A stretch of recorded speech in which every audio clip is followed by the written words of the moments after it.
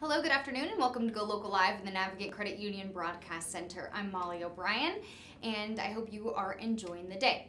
We are going to celebrate and honor Dr. Martin Luther King Jr. This is his day. So I'd like to say hello and welcome to Jason Royas. He is a Providence resident, and he is the co-founder of Hungry Fridays. How are you today? Great. Thank you for having me on here, and thank you to the Go Local team for allowing me to speak today. So we're excited to have you on today. Hungry Fridays is celebrating Dr. King's Day by hosting an event, but you also are a nonprofit organization that continues the legacy of Dr. King throughout the year by helping others. Correct. So talk to me a little bit about your organization. Yeah, so Hungry Fridays, we're a lunch program, and we deliver lunches every Friday in Kennedy Plaza. We prep them Thursday evenings at the Cape Verdean Progressive Center for 7:30 p.m. And we distribute those lunches to anyone, regardless of their financial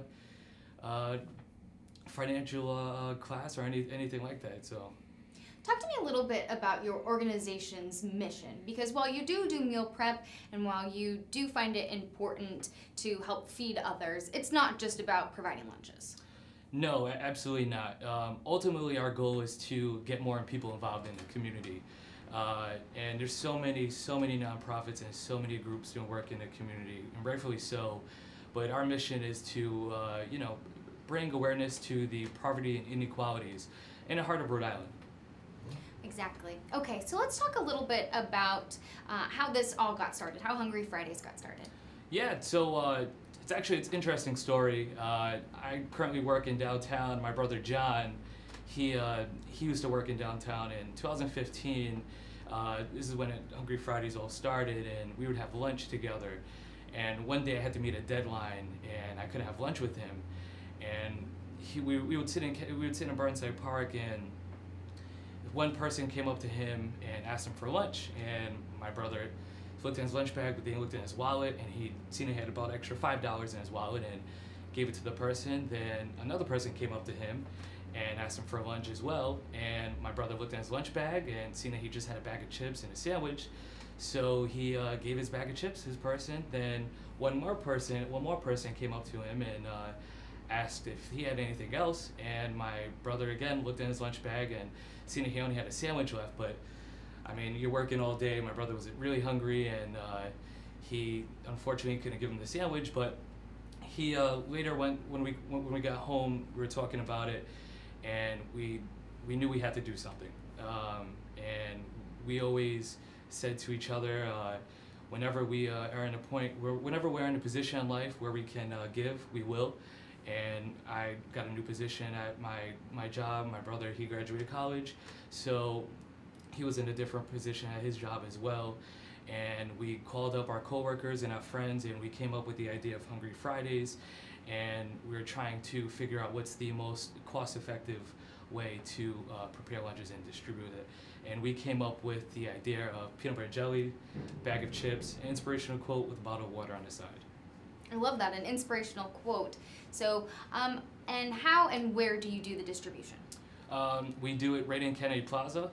We just camp out, we have a boombox, we play music, and people come to us. I find that interesting. So are there any stipulations that you found if people can qualify for lunches or if people can volunteer for lunches? Talk to me a little bit about that. Yeah, you could qualify for lunch if you're hungry. I mean, there's no real qualifications, Molly. And anyone can serve, anyone can volunteer. We encourage everyone to come out.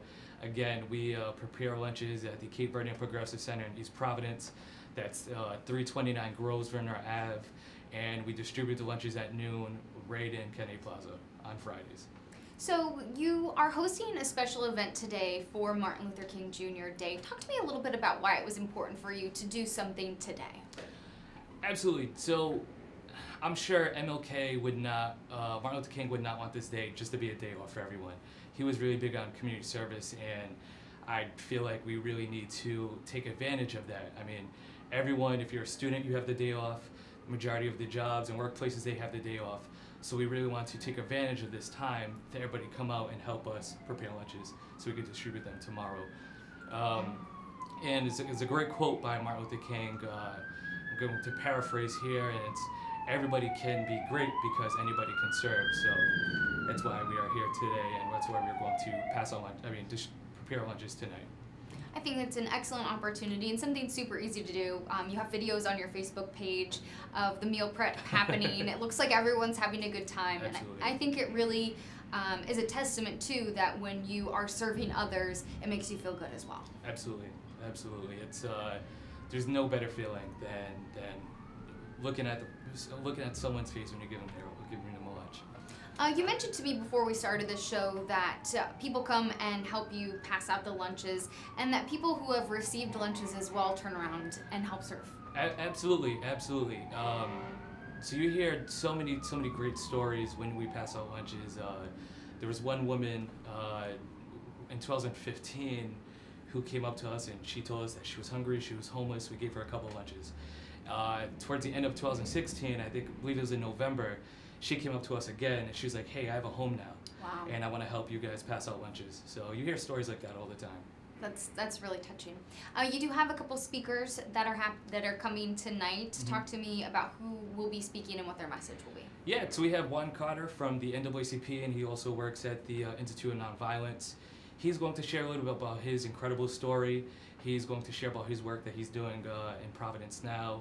And we also have Noel Frias, who made your list of the 17 people that made a difference in Rhode Island in 2017. And he's also going to talk about the work that he's doing. And they're both going to talk about Martin Luther King and why it's important to always serve.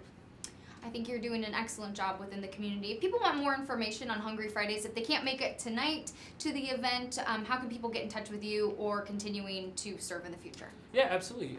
We have our Facebook. It's Hungry Fridays on Facebook. On Instagram, it's Hungry Fridays at Hungry Fridays, HUNGRYFRIDAYS. And it's Hungry Fridays at Gmail if you'd like to contact us as well. So if people, maybe time just isn't their thing. Maybe they're busy in their other lives, but they can contribute financially, or maybe they can contribute with some type of food or something like that. Are you looking for donations or anything of that sort? We are always looking for donations. Of course, you're not profit, right? Absolutely, absolutely. If you'd like to make a monetary donation, we have a donate button on our Facebook. If you'd like to drop off any food donations, you could contact us directly and we will message you back with the details. That's awesome. Cool. Well, Jason, keep up the great work. Appreciate it. I hope to see you again soon. Absolutely. Thank you so much, Molly. Awesome. All right, everyone. We're going to get set up here for our next guest on Go Local Live. Hang tight with us.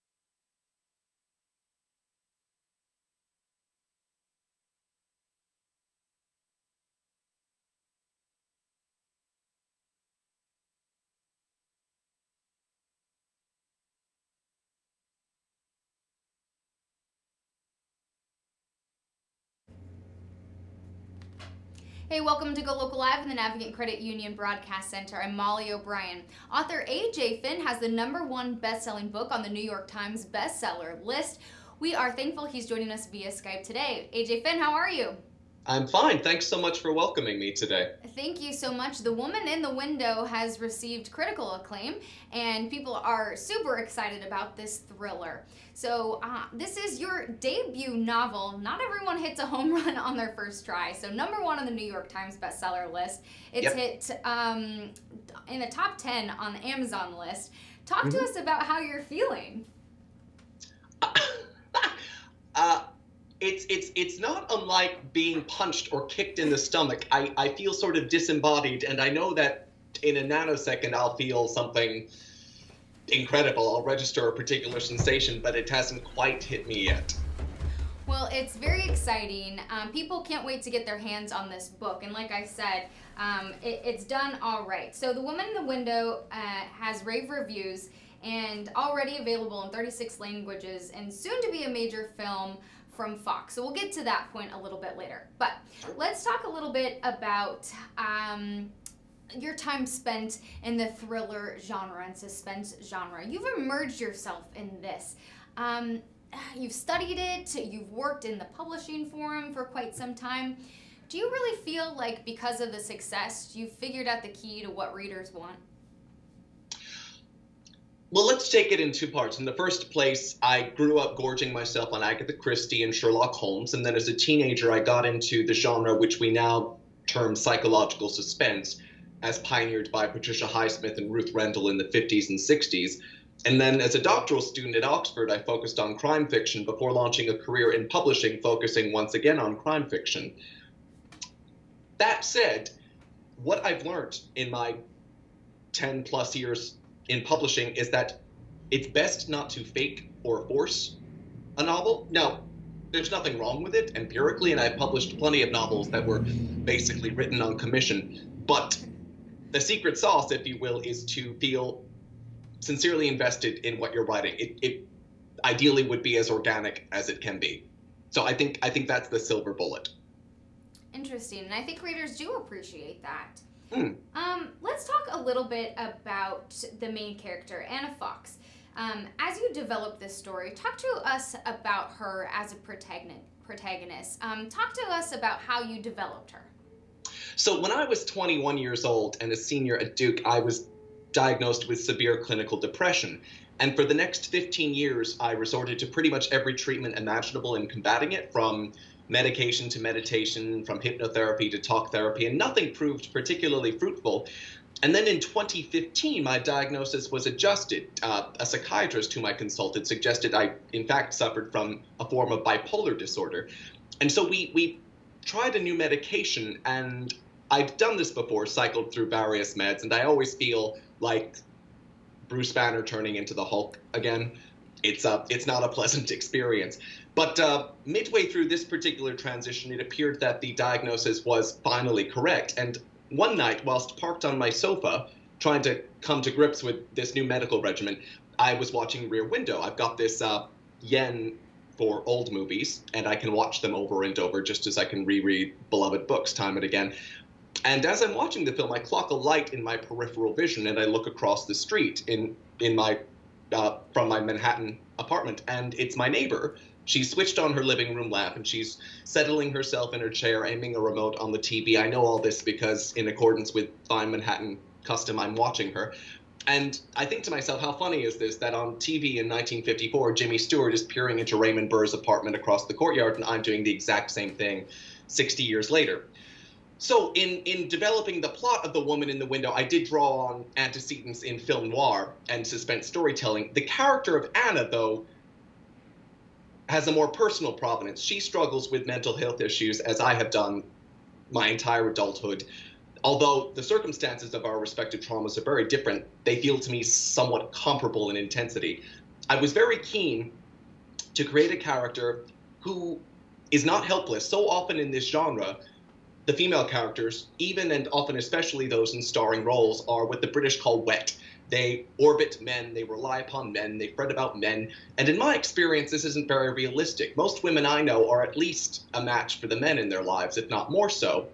And I'll say this for Anna, although she's a mess and a mess of her own making, she identifies an inquiry, pursues an investigation, tests her limits, all without the help of a man, or indeed without the help of anyone. So that was one of my objectives with this character, and the other was to endow her with some hobbies and habits so as to help her feel more credible and lived in. It seems to me that so often in so-called genre fiction, characters seem to exist solely to serve the narrative. You get the sense that if these particular circumstances hadn't befallen them, they wouldn't exist at all. So in the novel, Anna has hobbies. She learns French, she plays chess, she watches old films, none of which are integral to the plot.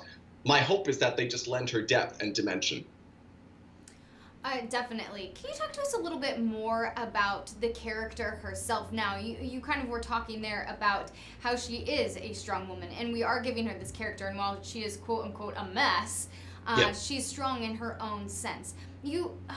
I've heard you talk about this in interviews before, is that you describe her as a woman because she is a character in her 40s, so calling her a girl would not, it just wouldn't be accurate. You come from a background in the publishing world, and there are books, especially in the titles, that they use the term girl. I was really interested, as you've talked about this before, but talk to us about how you describe her as a woman, and you chose to use the word woman in the title. Talk to me about, do you find that empowering, and do you think that this will be more of a trend as we move forward, come in 2018 and beyond? I wouldn't want to describe it as empowering simply because I don't think women should feel empowered that someone is referring to them or addressing them appropriately. If you are 18 years old or older and you are female, you are legally, and in most cases biologically, a woman. And there's nothing wrong with that. That's a great thing to be. You're a grown-up. Not every book with girl in the title is cynically cashing in on the trend. The original Girl, Gone Girl, is a title that to me bristles with irony because that book is about the way that men reduce and taxonomize and fetishize women. And certainly not every girl book since then is making a direct play for the consumer. That said, far too many are. I'm not a woman. I don't understand why many female readers, not all by any stretch, but many, don't mind being talked down to, as I see. If I were to pick up a book with boy in the title and it was in reference to a guy in his 30s, I'd feel spoken down to. I'd feel infantilized and reduced. I think women deserve better. I think it was super interesting that you make that point, and that a lot of thought actually went into the title. Can you talk to us about developing the title and what you put on the jacket, as you call it? I very much wanted to avoid a girl title. A, so as to avoid the appearance of bandwagoning, but B, more importantly, because as discussed, I don't think it's appropriate to refer to grown women as girls. Again, it's reductive. Again, it's infantilizing. So I knew I wanted the word woman in the title, and as it happens, there is a 1944 Fritz Lang noir called The Woman in the Window. I liked the consonants of that title.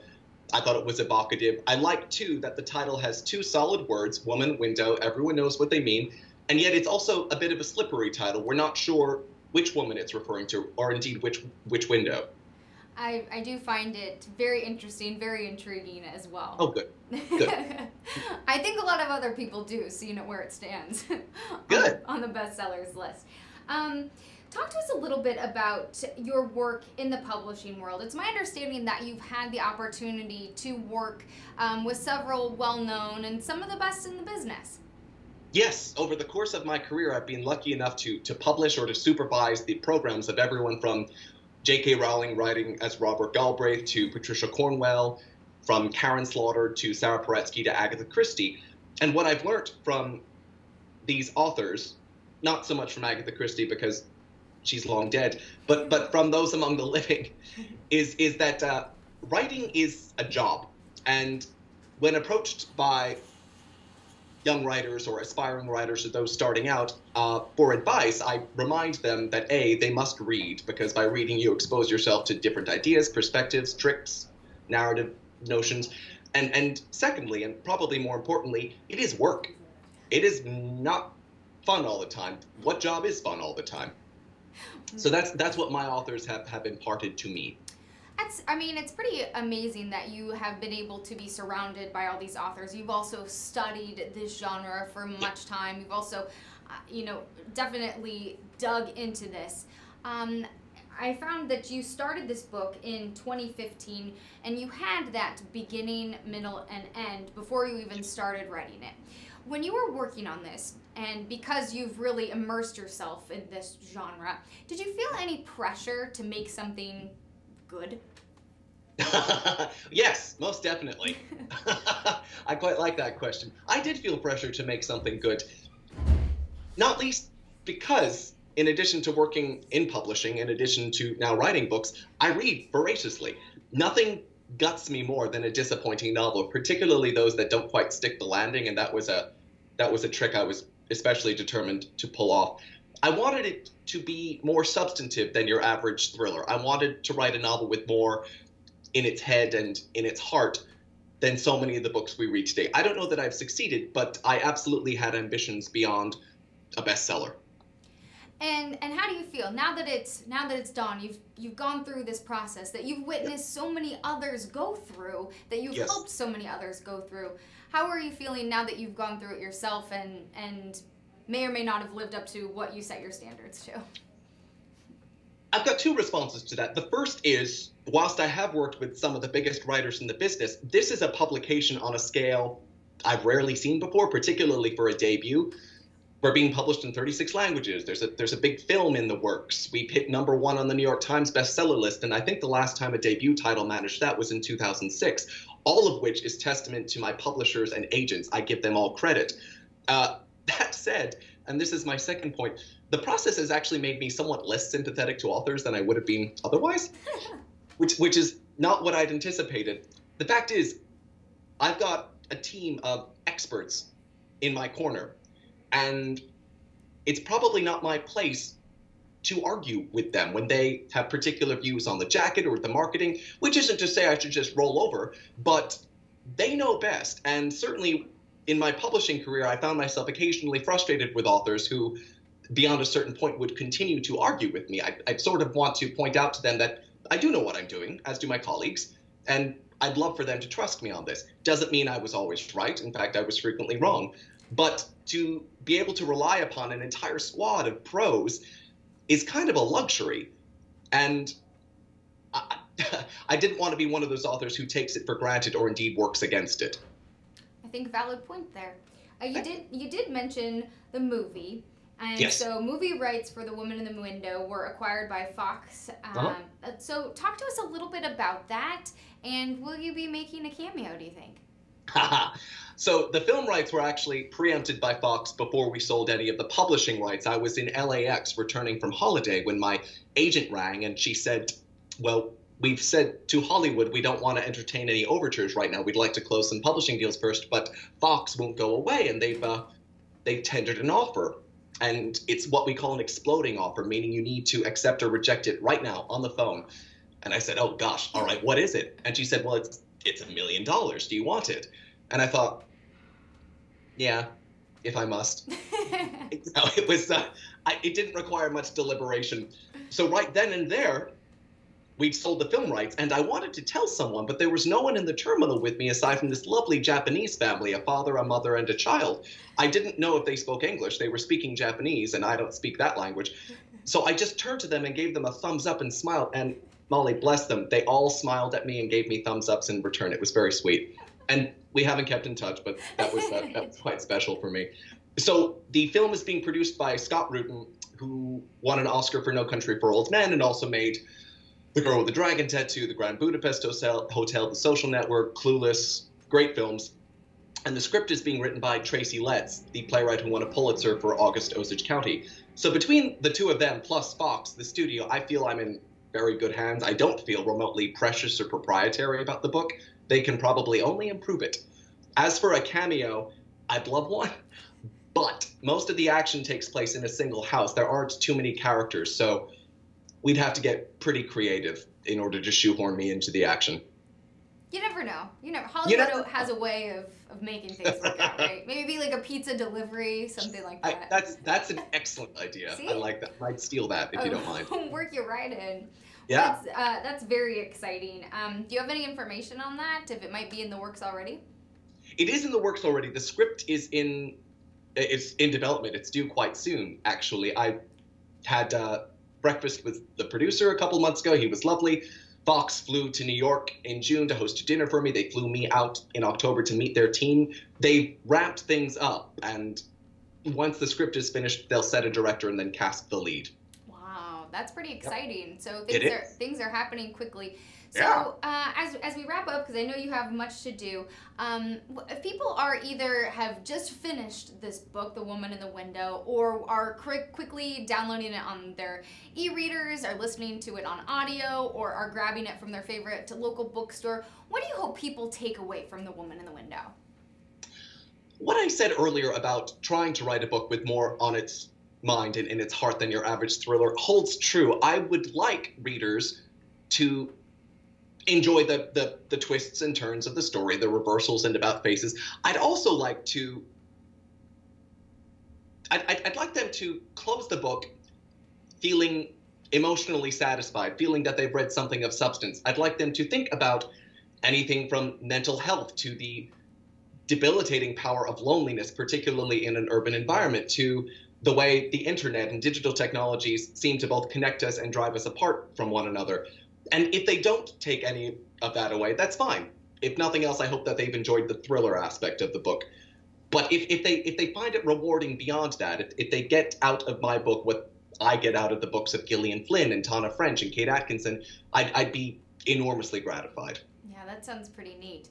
And before we let you go, are you working on anything else next? Because I feel like people are going to want a lot more from you as a reader. Fingers crossed. Yes, I am working on another psychological thriller, this one set in San Francisco. Very exciting. Well, we can't wait to get that one next. I know a lot of people are anxiously awaiting the next one. If they've already read this one, then they want more. So Good. I'd like to hear it. Congratulations once again, author AJ Finn. We appreciate your time here on Go Local Live, and the book is The Woman in the Window. Please hang tight as we get ready for our next guest on Go Local Live.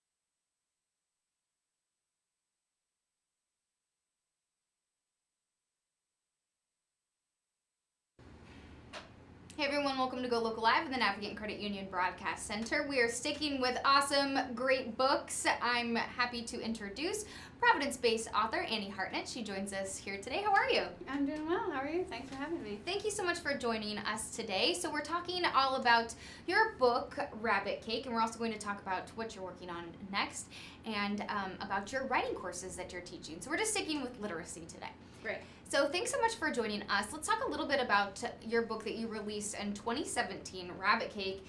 It had great acclaim to it. It was selected as Indie's Introduced Title and Indie Next Pick by American Booksellers Association. Also was recognized as Amazon's Best Book of the Month, and that was in March. Also recognized by People Magazine. So talk to us a little bit, you can hold it up too so people can see. Yeah, here's the... We're talking just a little bit about book jackets and book covers. Talk to us a little bit about this book. I think it really touched a lot of people. Yeah, it's been fun. So it's been out not quite for a year, but almost a year. And so I've heard from a lot of readers, and that's been wonderful. It's my first book, so you never know how it's going to go and what people are going to think about it. So for me, it was a very warm bath, for the first book to come out. And yeah, so the book is about, it's a book about grief, but it's a funny book. Ideally, my ideal reader thinks it's funny. Not everyone thinks it's funny, but it's so it's a book about a 12-year-old girl named Elvis, and her mother drowns at the beginning. She drowns when she's sleepwalking, and so it's about her grieving process and the family's grieving process. But because Elvis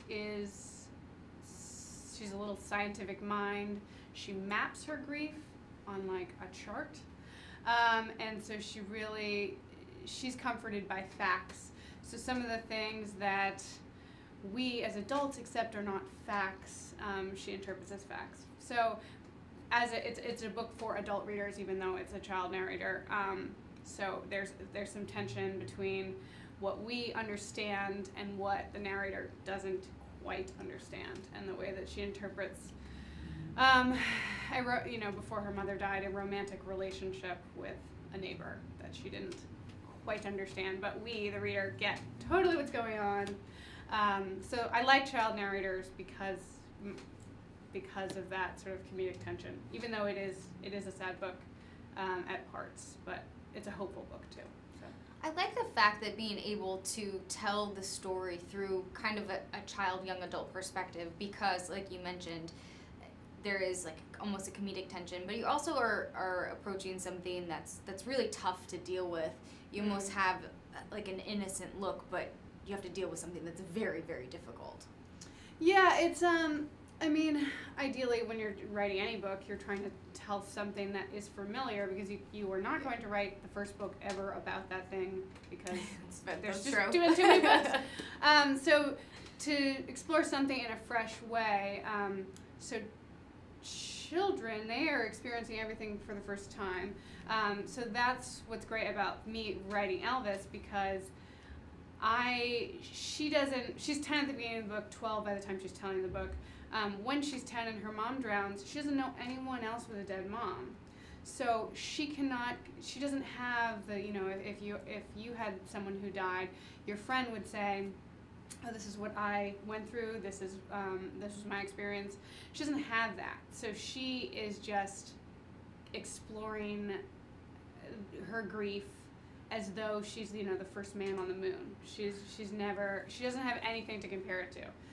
So she does some reading about it. She has a guidance counselor who tries to help her, but her guidance counselor is a little bit out to lunch, so. Oh, that's too bad. So we've talked to a lot of local authors on the show, a lot of local writers on the show, just about what it's like being an author in Rhode Island and what it's like as part of this community. And everyone said, it's pretty supportive, and it's interesting to be an author or a writer within this area. You've done a lot of work writing for publications like Salon and Refinery 29, and then this is your first novel. Talk to us just a little bit about what it was like for you to put together Rabbit Cake. Sure. I'm pretty new to Providence. I've only lived here for about a year and a half. Welcome. Thank you. Thanks, glad to be here. So I came down from Boston, and Boston has Grub Street, which I still work for.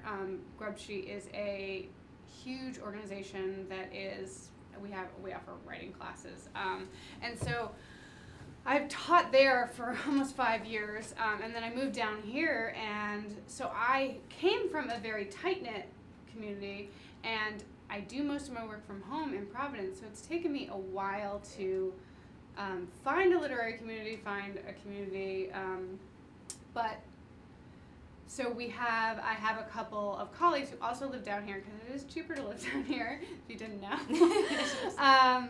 So from Grub Street, so we have been trying to launch an arm of Grub Street down here, which I will tell you more about in a minute, and that has helped, just even the idea of it getting me more involved in Providence, because I still go up twice a week to teach a 9-month novel generator program at Grub Street.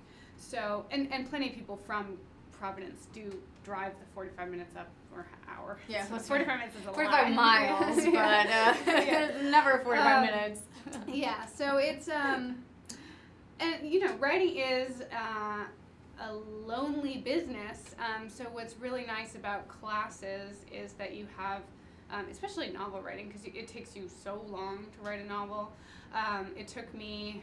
So I wrote this novel. I started it. I went to the University of Alabama for my MFA, and so I started writing the novel in graduate school, and then I graduated from. So it's set in a fictional town in Alabama, and I came up back to Boston, where I grew up. I grew up in Newton. I shouldn't really say Boston. And then I got a fellowship at the Boston Public Library, and so finished the book during that year.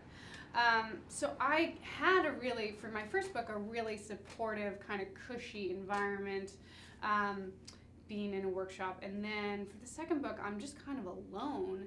And so even though I'm not writing my own book in the classes, it is nice to be with people who just get it every week, who understand, who are going through the same things.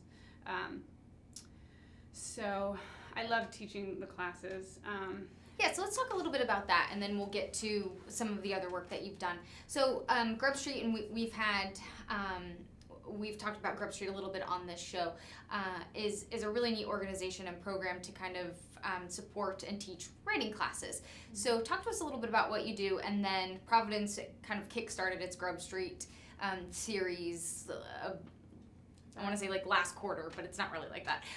So talk to us a little bit about what you do and what you're teaching, and kind of how that's helping build this kind of writing community within Rhode Island. Sure. So if you don't know anything about Grub Street, other than what I just said before, it's an adult writing center. They do have classes for teens.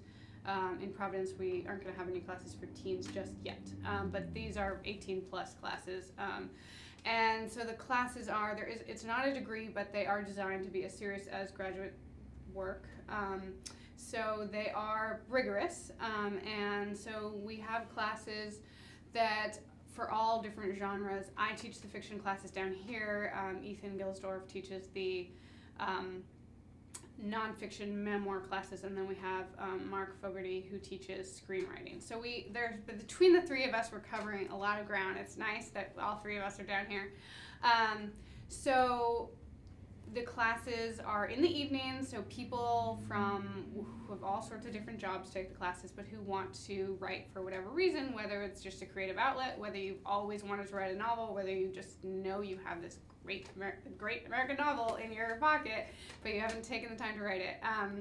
So I'm teaching a novel. It's called Novel in Progress. So ideally you have a little bit, at least, of the novel before you come to class. I could probably work with you if you have no idea. If you have an idea. Yeah. If you like 5 pages would really be all you need to get something out of it. But so that's a 10-week course, and that starts at the end of January 28th or 29th, depending. It's on Monday night, Whichever one's a Monday. Whichever one's a Monday, from 6 to 9 at night at School 1. And so we cap the classes at 12. We probably won't fill all the way this time, but so there's small groups, and you get really close. You get to talk things through, because so many people in your life will not understand the sort of insanity of writing a novel. So, I mean, hopefully you will have somebody in your life who at least respects your idea to write a novel, but there's lots of, people who say, oh, that's taking you a really long time, still writing that novel. That's not supportive at all. Yeah, I mean, it's for people who don't do it. It is sort of a, you have to take a leap of faith. You have to be a little delusional, and foster that delusion, because you really need.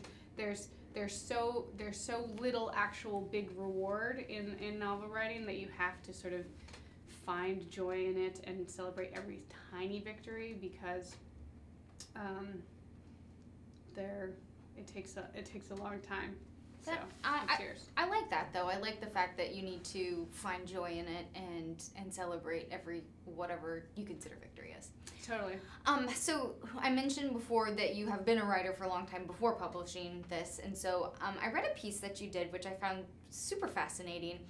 You spent time working in a local bookstore, and you talked about this piece in Salon about selling books to people, and I just found it was a fascinating piece.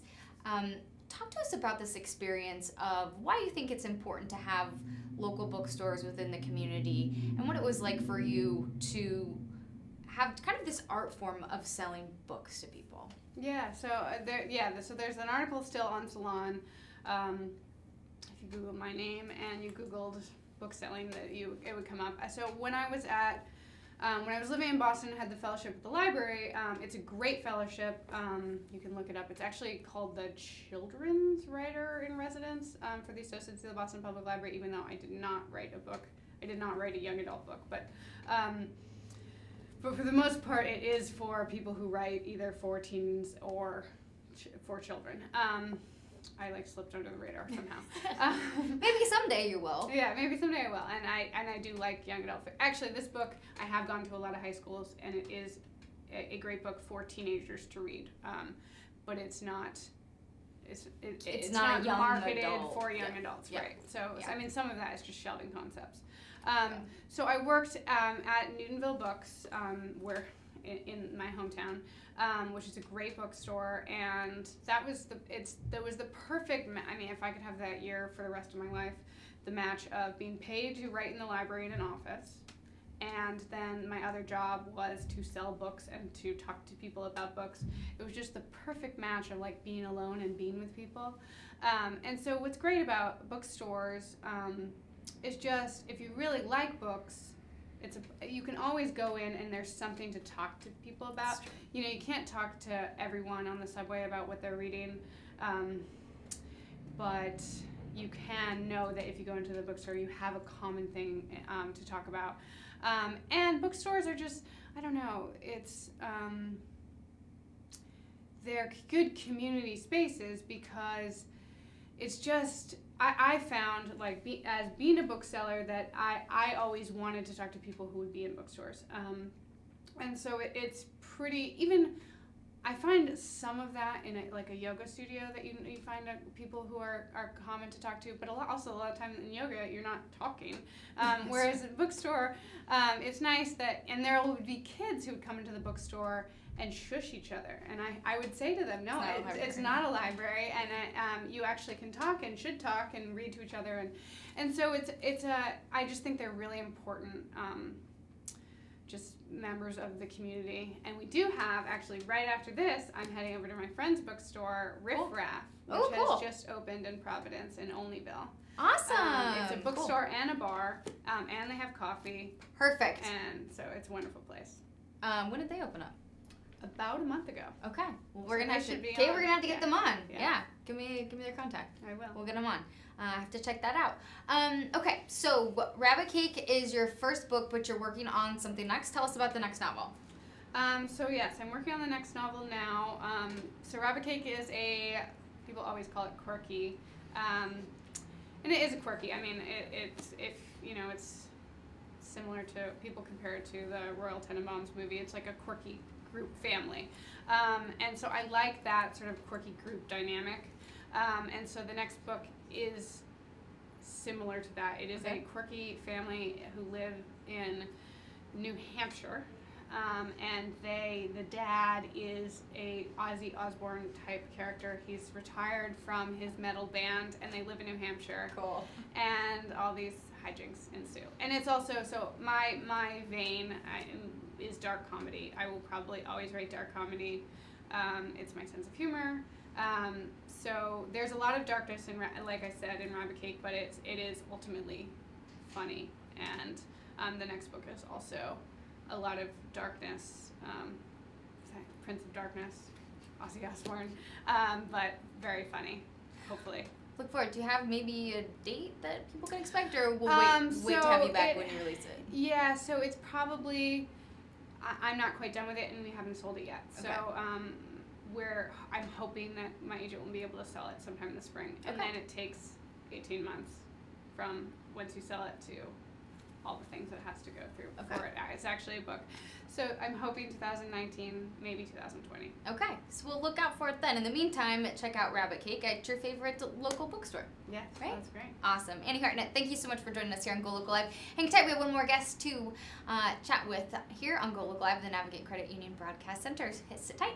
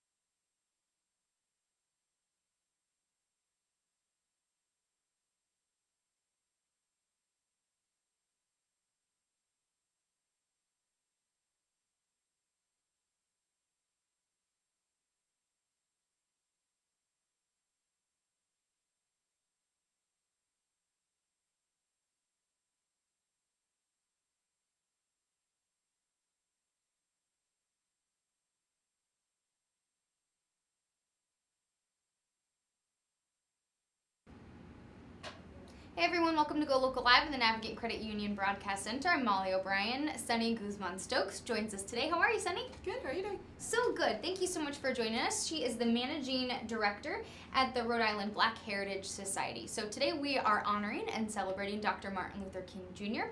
So we're going to have a discussion about that. And we're going to chat about a couple ways that the Heritage Society is moving forward and celebrating and honoring his legacy. So we'll talk about that and a few other things you're doing. We have events happening Black History Month for February, and then a big event coming up in March as well. Exactly. Okay, so let's talk a little bit about what the Black Heritage Society is doing in Rhode Island to help continue Dr. King's legacy. Well, I like the fact that you keep saying moving forward. That is our slogan now. It's looking back, moving forward. And right now we're working on a National Park Service grant for civil rights in Rhode Island in the 20th century. So we're exactly looking at that time period where Dr. King was organizing the marches and everything that was going on in the South. We're researching what was going on in Rhode Island at that time. And looking at the important ways that people here were moving forward with the struggle, including those people that became freedom riders and went down to the South. I think that's so fascinating. Talk to me just a little bit about this grant that you received and what will be happening, what you're looking into, and so far what you found. Well, it's very exciting. It's a partnership. We've partnered with Rhode Island Historical Society and with the Rhode Island, I always get this wrong, Historic Preservation Commission, and then of course Rhode Island Black Heritage Society. And it's a three-part grant. We are doing oral histories on those that are alive today, because we don't want to wait till we lose it. And having the oral histories collect all the information of the things that they were doing, the people they knew, the places where people met, what was the important issues in Rhode Island at that time. And then the second part, from those oral histories, we start to identify sites and locations in Rhode Island that were important to the civil rights movement, places where people were meeting, sit-ins, which a lot of people don't know there were sit-ins in Rhode Island, and all the activities that were going on. And then the third part of it is to create lesson plans that will become part of a curriculum of African American history in Rhode Island. I think this is so fascinating and so neat and such an important part of not only Rhode Island history, but American history as well. So let's talk a little bit about this. As we look at Martin Luther King Day in Rhode Island, a lot of attention, you think of the civil rights movement, was focused on the South, and that's what you were saying. But stuff was happening in Rhode Island at that time. And you just mentioned you're getting part of that oral history. That's what you're collecting, that data, because people were here and they might not be here for that much longer. Right. Talk to me a little bit about, and you mentioned a couple things, talk to me about what you've learned so far. Have you heard any stories, or have you collected any stories, or people that are working on this, have you heard any stories that people might not have known about, or that maybe have caught your ear? Well, I think that it's important to note that what was going on in the South and the issues that were important there weren't necessarily the same issues that were going on in Rhode Island. Rhode Island has a long history of African American participation in almost every aspect of life. So it wasn't so much not being able to sit at the front of the bus, or it wasn't those types of issues so much, but things like fair housing, equal rights in jobs, equal pay. Those were the kinds of things that they were struggling for.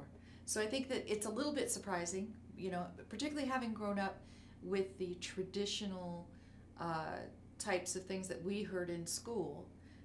We, didn't learn about Northern slavery. We didn't learn about the Northern struggles. It was always about the South. And so stopping and listening to people talking about, not being able to go to a certain beach, for example, is surprising to me because, one, we're in the North, and was that really happening? So I think a lot of people don't think about that. And they don't think about people fighting and struggling in Rhode Island for their own equal rights. And I don't mean just African Americans, but I mean that is the predominant group that had to struggle and really had to make a life for themselves and their families and their communities. You wrote a guest mindsetter for GoLocal Prov just about a year ago now, and you talked about how Black history is important in Rhode Island. And I think you just kind of mentioned that, is learning these issues that people they fought for, these civil rights in Rhode Island. And maybe children didn't learn about them growing up. They didn't know about them, not having access to certain beaches or being able to go to certain places. And it's because we didn't know about them growing up. Talk to us about why that history and that heritage is important to learn, and kids need to know about this stuff.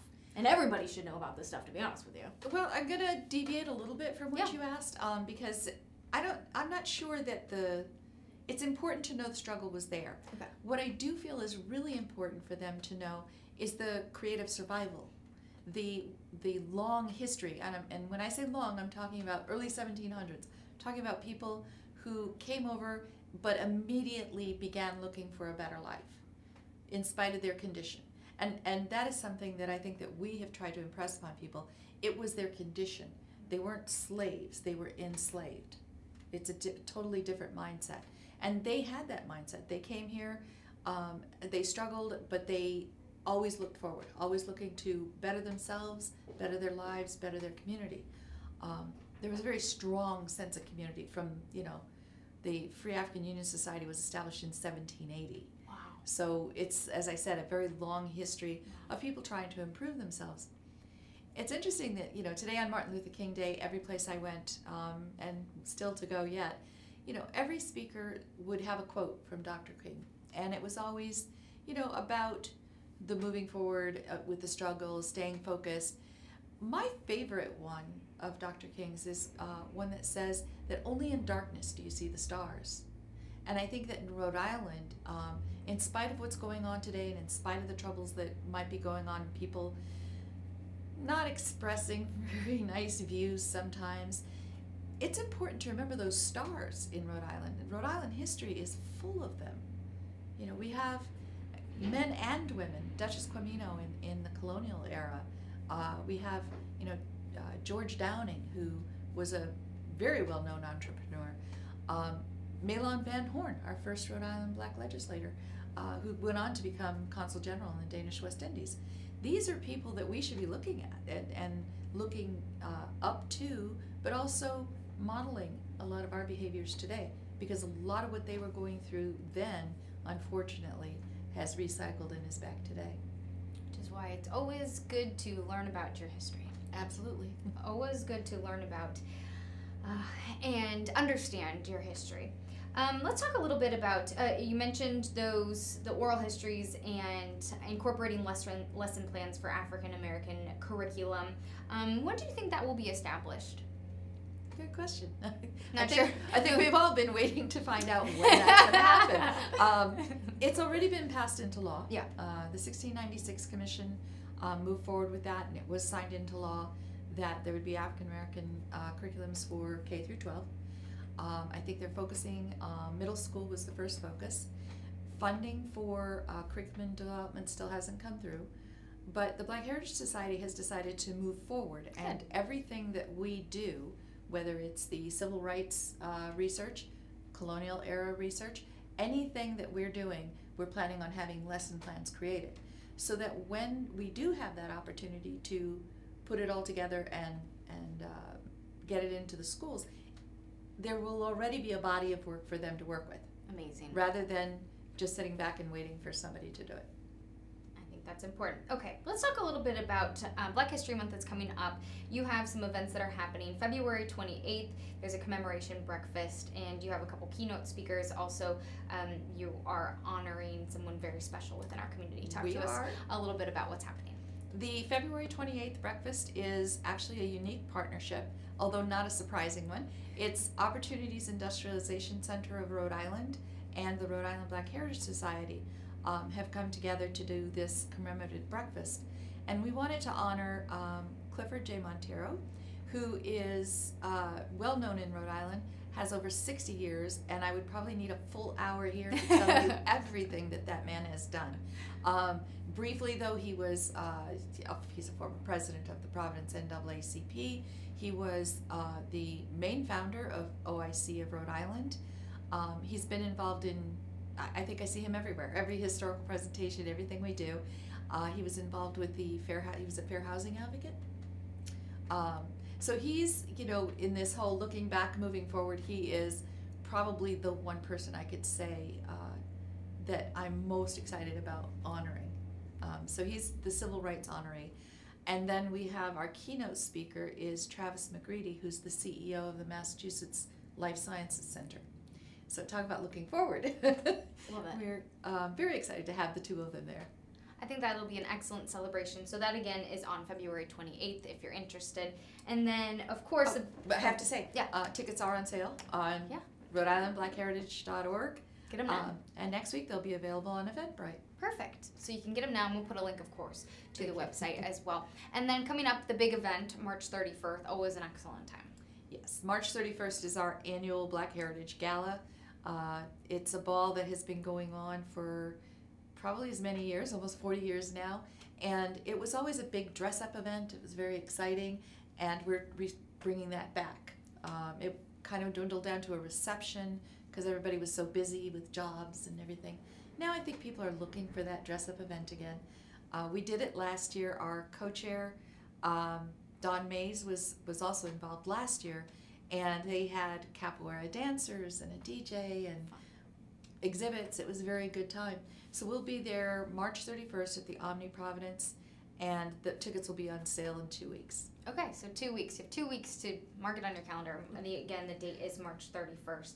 Talk to me, you mentioned, and we'll let you go because I know you have more events to go to, and you were at events earlier today. Talk to us, this is, again, Martin Luther King Day, as many people know, and you've been at events. What's the mood like? What's the feeling been like today as you've been to these events and you continue going today? I want to say that it's very positive, very hopeful, but more than anything, very determined. I think that, as I said, only in darkness you see the stars, and right now you have some difficult things going on in the world and in the country. People could easily become depressed or, decide that it wasn't worth it, but the opposite, I think, is happening. People are, gearing up. It's more of an excitement to get out and get working again, being very involved with the community. One thing I'm very gratified about is that we have very strong community in Rhode Island and very well-attended events by all people. I mean, one of the things that was highlighted this morning was the diversity of the group. This isn't a single how can I put it? It's not that it's separate communities. We are all one community. It's one thing I do really enjoy about being in Rhode Island is that there is quite a bit of diversity here. There is. And if you choose to be involved, then you can be involved. There's numerous ways to be involved and be active in the community. Well, I'm putting my historical hat on again. That goes back. It goes way back with Rhode Island being a diverse community. More so in Newport, I think, than Providence. Providence became later, but in the very early days, in the colonial days, you had a lot of people working together. You had free Africans at a very early date, and they became very involved through the churches and through civic organizations. See, there's always a reason. Yes, there Right? is. There's always a historical foundation, which is why history is so fascinating. It's great to have you here, Sunny. We really appreciate it. Thank you so much for this conversation today. Of course, we will have links to the Rhode Island Black Heritage Society on our website, so you can get more information on the grant, what they're doing, and then, of course, links to those events coming up soon. So we're wrapping up here on Go Local Live. I'm Molly O'Brien. Thank you so much for joining us today, and we will see you tomorrow.